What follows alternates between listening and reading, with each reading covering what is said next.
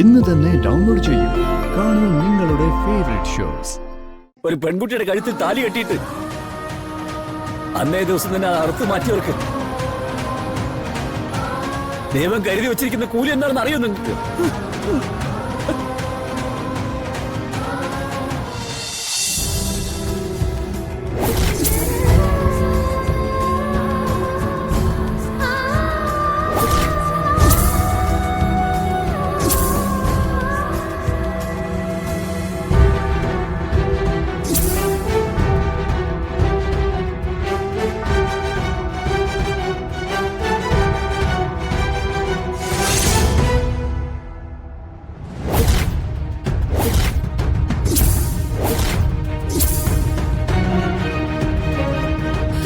നീ വന്നത് പോയ വഴിക്കങ്ങ് പോവായിരുന്നില്ലേ?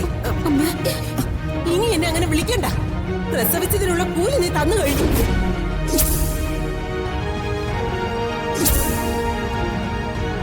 ഞാൻ ചേച്ചിയോട് എനിക്ക് പകരം വേഷം കെട്ടിയിരിക്കാനാ പറഞ്ഞത്. ഞാൻ തിരിച്ചു വന്ന ആ വേഷം അഴിച്ചു തരേണ്ടത് ചേച്ചിയുടെ ബാധ്യതയാ. നടന്നത് എന്റെ വിവാഹമാണ്. എന്റെ കഴുത്തിൽ കിടക്കുന്നത് ഒരു പുരുഷൻ കെട്ടിയ താലിയാ. മണ്ഡപത്തിലേക്ക് പോകുന്നത് വരെ നീ പറഞ്ഞ വേഷം കെട്ടുകാരി ആയിരുന്നു ഞാൻ. പക്ഷെ കഴുത്തിലൊരു താലി വീണതോടെ ഞാൻ അയാളുടെ ഭാര്യയാ. കൂടുതൽ സംസാരിക്കണ്ട. കിട്ടിയ ചാൻസിന് കണിമംഗലത്തെ മരുമകളാകാന്നാണോ കരുതിയിരിക്കുന്നത്?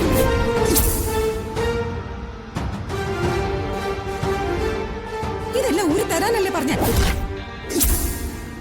കതിർ മണ്ഡപത്തിലേക്ക് കേറില്ലെന്ന് ഇവിടെ കാൽ പിടിച്ച് കരഞ്ഞതാ. എന്നിട്ടും കേറി. സ്വന്തം അച്ഛൻ വീണ് മരിക്കരുതെന്ന തീരുമാനം ഉള്ളതുകൊണ്ട്. അച്ഛനെ സംരക്ഷിക്കുന്നവളാ മകളെന്ന് പറയുന്നത്. സ്വന്തം കുടുംബത്തിന്റെ മാനം സംരക്ഷിക്കുന്നവളെയാ മകളെന്ന് പറയുന്നത്.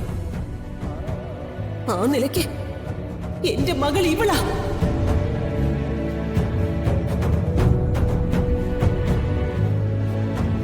യശോദേ, വെറുതെ അനാവശ്യമായിട്ടുള്ള തീരുമാനങ്ങൾ എടുക്കണ്ട. പ്രിയങ്കയ്ക്ക് പകരം ഈ അനാഥപ്പെടിനെ കാണിച്ചു കൊടുത്ത അവര് സ്വീകരിക്കും തോന്നുന്നുണ്ടോ? തിരിച്ചറിയുന്ന നിമിഷം ഒരു തെരുവ് പട്ടിയുടെ വില പോലും കൊടുക്കാതെ ഇറക്കി വിടില്ലേ ഇവളെ? ഈ കല്യാണ മണ്ഡപത്തിൽ കൂടി നിൽക്കുന്ന സകല ആളുകളെയും സാക്ഷിയാക്കി നടന്നതൊക്കെ ഞാൻ വിളിച്ചു പറയും. എന്റെ ഈ പൊന്നുമോളെ സ്വീകരിക്കാൻ വേണ്ടി കണിമംഗലത്തുള്ളവരുടെ കാല് ഞാൻ പിടിക്കും. എന്നെ കൊന്നാലും അവളുടെ കഴുത്തിൽ നീ താലി അഴിച്ചു മാറ്റാൻ ഞാൻ സമ്മതിക്കില്ല. അതാരും പ്രതീക്ഷിക്കാൻ വേണ്ട. എന്താടി അനുജത്തെ കെട്ടാൻ വന്നവനെ പ്രേമിച്ചു തുടങ്ങിയോ നീ?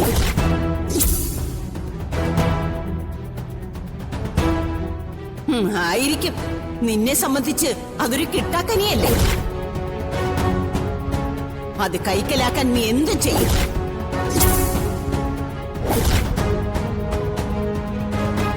നീ നന്ദിയുള്ളവളാണെങ്കിൽ, നിന്നെ വളർത്തിയ ഈ കുടുംബത്തോട് നിനക്ക് സ്നേഹം ഉണ്ടെങ്കിൽ പ്രിയങ്കമോള് പറയുന്നത് അനുസരിക്കല്ലേടി വേണ്ടത്?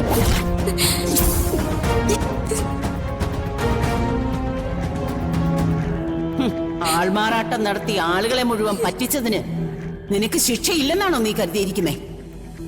നീയോ നിന്റെ അമ്മയോ കണിമംഗലത്തുകാരോട് ഒരു അക്ഷരം മിണ്ടിയാലുണ്ടല്ലോ, ആ നിമിഷം നിന്റെയൊക്കെ മുന്നിൽ കിടന്ന് ഞാൻ ചാവും.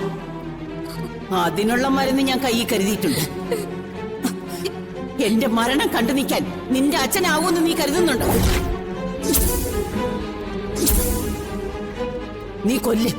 ഒരാളെയല്ല, ഈ കുടുംബത്തിലെ മുഴുവൻ പേരെയും.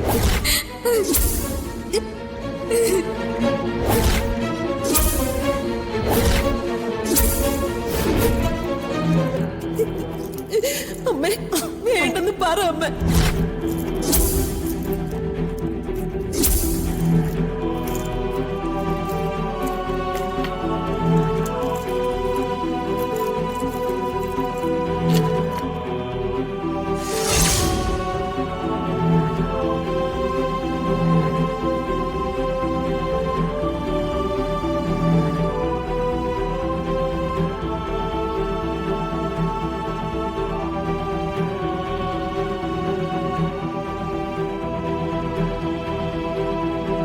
അച്ഛാ, ഇവൾ എന്റെ ഭാര്യാപദവിയിൽ ജീവിക്കുമ്പോഴും ഇവർക്ക് രണ്ടുപേർക്കും അറിയാമായിരുന്നു ഇവളല്ല എന്റെ യഥാർത്ഥ ഭാര്യ എന്നുള്ളത്.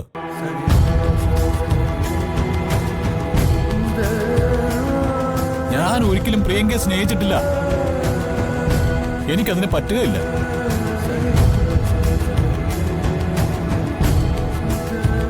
അച്ഛാ, ഞാൻ സ്നേഹിക്കുന്നത് രാധികയാണ്. അവളാ എന്റെ പ്രാണൻ.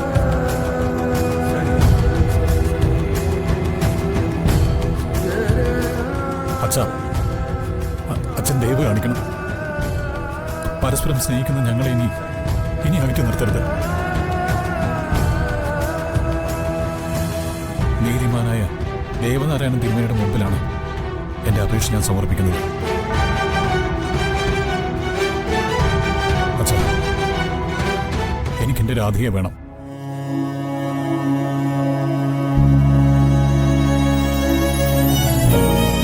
എനിക്കെന്റെ ഭാര്യയെ വേണം.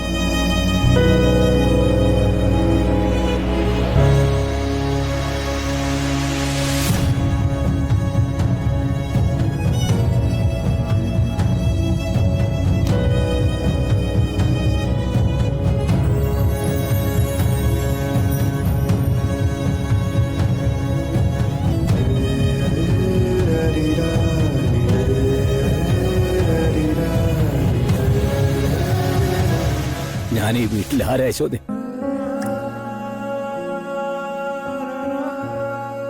വീട്ടിൽ വളർത്തുന്ന പൂച്ചയോടും പട്ടിയോടും പോലും വീട്ടുകാരെന്തെങ്കിലുമൊക്കെ വിളിച്ചു പറയല്ലോ. അത്രയ്ക്കുള്ള വില പോലും നിങ്ങൾ ആരും തന്നില്ല എനിക്ക്.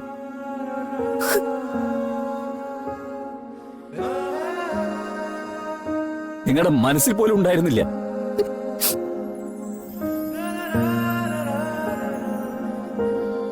കൺമുമ്പിൽ ഇത്രയൊക്കെ നടന്നിട്ടും ഒന്നും അറിയാത്ത ഒരു മരക്കഴുതിയെ പോലെ ദേവനാരായണൻ നിങ്ങളുടെ മുന്നിൽ നടന്നു. അല്ല, നിങ്ങൾ നടത്തി.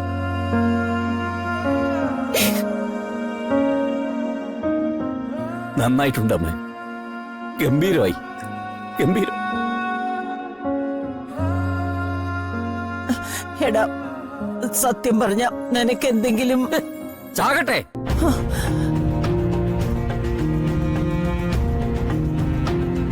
ഇങ്ങനെ കൊല്ലുന്നതിലും ഭേദം ഒറ്റയടിക്കൊക്കെ ഇല്ലാതാവുന്നതല്ലേ നല്ലത്.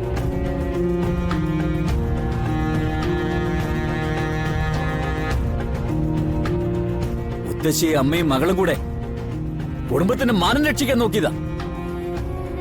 ദേവനാരായണന്റെ മാനം.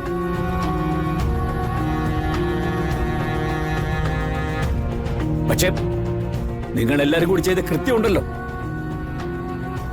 അതിന്റെ പാവം എന്താണെന്ന് അറിയോ നിങ്ങൾക്ക്?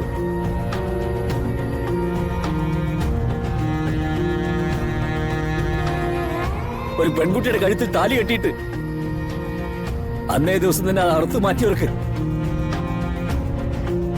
ദൈവം കരുതി വച്ചിരിക്കുന്ന കൂലി എന്താണെന്ന് അറിയോ നിങ്ങൾക്ക്?